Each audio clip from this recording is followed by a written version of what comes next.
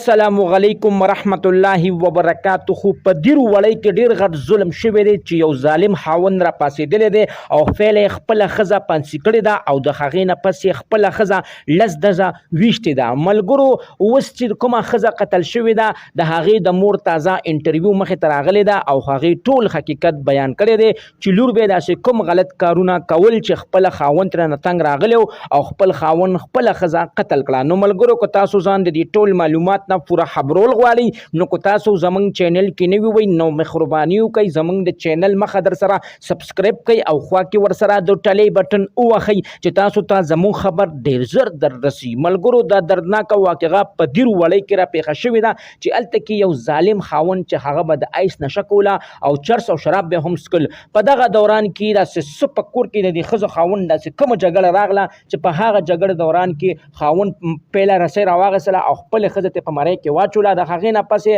داسې یو په چت کې یو شیز راځوړند کو او په هغې کې خپله ښځه راځوړنده کړه. خو چې کله د ښځه نه په پانسۍ کې څه وتېده د هغې نه پس یې مشین راغستی دی او بیا یې خپله ښځه لس ډزه قتل کړې ده. د هغې نه پس یې هغه خاوند تښتېدلی دی. خو چې کله هم هغه کلي کې درز غوبل جوړ شوي دي کلي خلک راغلي دي او چې کله هم د جینۍ مور او پلار راغلي دي هغو په چغو چغو باندې جړلي دي. اوس د جینۍ د مور تازه انټرویو مخې ته راغلې ده او هغې د خپل لور باره کې ټول حقیقت بیان کړو.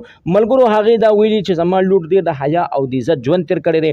عمر کې زما لور پردي سړي ته په بد نظر نه دی کتلي خو چې دا کوم کس له ما د خپل د ګل غوندې لور ورکړې وه دا کس نشهیو دا کس پوډریو ده به روزانه زما لور وخله روزانه به زما لور ټکوله کله به ورته پیغورونه ورکول کله به ورته ویل چې ته پلانکي سره په موبایل خبرې کوې او کله به یې ورپسې تورونه تړل. خو زما لور ته ډېره سخته تنګه راغلې وه خو هغې نه باوجود هم زما لور ډېره پښتنه وه چې داسې ظالم انسان سره وخت تېرلو ځکه چې ملک د پښتو دی که د ملک د پښتو په د پښتو معاشره کې چې په خپل سړی خپل خاوند هر څومره ظلم وکړي خو ښځه خپل خاوند سره د حیا عزت ژوند تېروي. نو ملګرو دا هم هغه حیاناکې جینۍ وه چې خپل خاوند سره به هم په دغه لکه د کور کې څنګه غذا وي څنګه د غذاب غوندې وخت به ورسره تېرولو خو بار به څوک ترې نه خبر. خو اخره ور دا خاوند داسې ولې قمقل شو. اوس چې کومه د جینۍ مور پلار دي هغو دې وخت کې په چغو چغو جاړي او د حکومت نه همدغه انصاف کوي غواړي چې تاسو زر تر زره هغه ظالم ګرفتار کړي چې کوم ظالم زما لور سره دومره غټ ظلم کړی ځکه چې زما اخره ور ماته د خپل لور ګناه وکړي زما لور په څه ګناه قتل کړه ځکه چې زما لور سره ډېر غټ ظلم کړی دی.